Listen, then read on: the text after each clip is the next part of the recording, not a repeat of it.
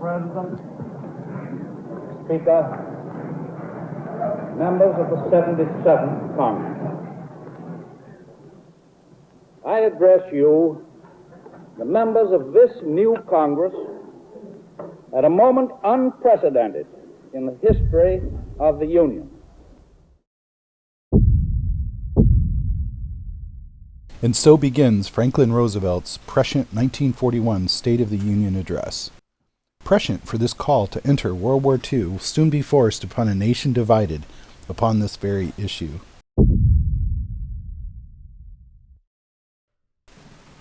In 1787, 13 small colonies had formed a new nation and written a constitution which laid out the principles of this new democracy, including a particular responsibility of the executive branch of the President. Article 2, Section 3 of the U.S. Constitution states, "He shall from time to time give to Congress information of the state of the Union and recommend to their consideration such measures as he shall judge necessary and expedient." These State of the Union addresses are annual time capsules, idiosyncratic to the time, place, and person in the office of the President. They are a rich source of cultural information, and text mining is the tool to perform our archaeology. This research seeks to understand how these addresses are reflective of and contrast with the historical context of the time. How do they shift in focus between wartime and peacetime, domestic and foreign affairs, expansionism and isolationism? Technological change, culture, economic conditions, and many other factors have influenced and are mirrored in the State of the Union addresses. Is there a correlation or foreshadowing to future events? George Washington's, and thus America's, first State of the Union addresses were delivered directly as speeches before joint sessions of Congress. Then Thomas Jefferson, feeling these speeches to be too close to addresses from a monarch, started delivering the address as a written document. This formidable-looking person is Woodrow Wilson, 28th President of the United States. Wilson restarted the practice of delivering the State of the Union address as a speech to a joint session of Congress, culminating in the practice of today's broadcast speech before a full session of Congress and an international audience.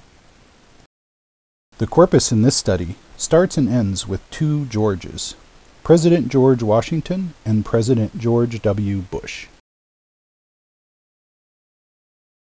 These diagrams show some of the variation in paragraph count and word count over time by the individual address. After Woodrow Wilson, the State of the Union address was more commonly delivered as a speech to a joint session of Congress. This shift from purely written to spoken is reflected in the recorded text. The forms, idioms, sentence structure, and thought density of common and especially political communication has drastically changed from colonial time to now. Mass media has influenced the addresses in many ways. The addresses are now predominantly meant for wide public consumption and are written accordingly. We can see from the average length of the paragraphs in the 20th century that the rise of radio and subsequently television seems to have applied downward pressure on the lengths of statements. Most State of the Union addresses now adopt a soundbite style with short stories and short sentences, with pauses meant for partisan appeal and applause. In the opening from Roosevelt, we hear the oratorical style of making short, pithy points, which is clearly distinct from the early addresses, which are meant to be read and digested over time. These diagrams show the total output per president, although this is skewed greatly by the length in office. Future work will scale these numbers by the number of addresses to make them more comparative, but this gives a sense of how much output we have to process to get an idea of the individual style. So, which presidents were most and least focused upon foreign powers?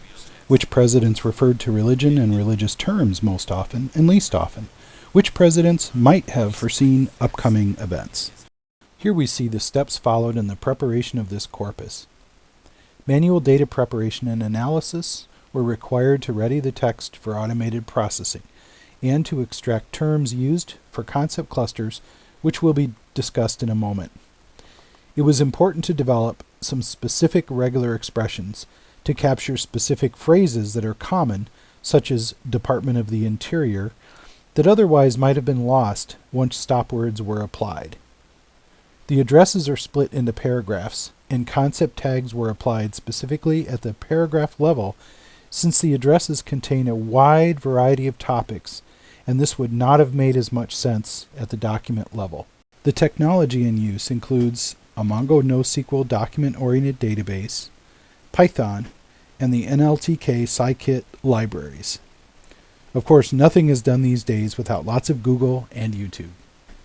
As mentioned previously, one interesting technique here is to use a NoSQL document-oriented database, in this case Mongo, which allows for manipulation in a more natural fashion than using a SQL-style database or iterating through files in a directory.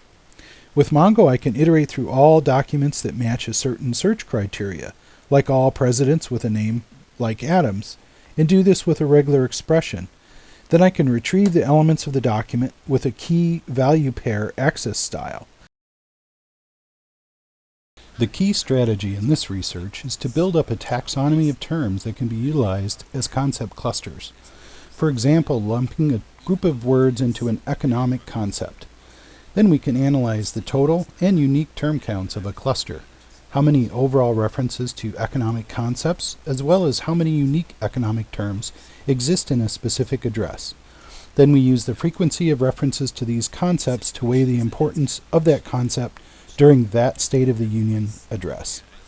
Here we see some of the concept groups that have been collated from the various addresses. These form the initial taxonomy so that we can weight each speech by the use of the terms within each taxa. By using these concepts as a taxonomy to tag the paragraphs, they can then be compared to a structure that represents the timeline of contemporary events and trends. Can the taxonomy clusters be correlated to the timeline? This is an example of an initial tagging for a John Adams address from 1800. This particular address was approximately 1,300 words with a very few paragraphs. We can see from the data that most of the tags clustered around political terminology, ideals, and economics. Tagging such as this will enable further study in various areas.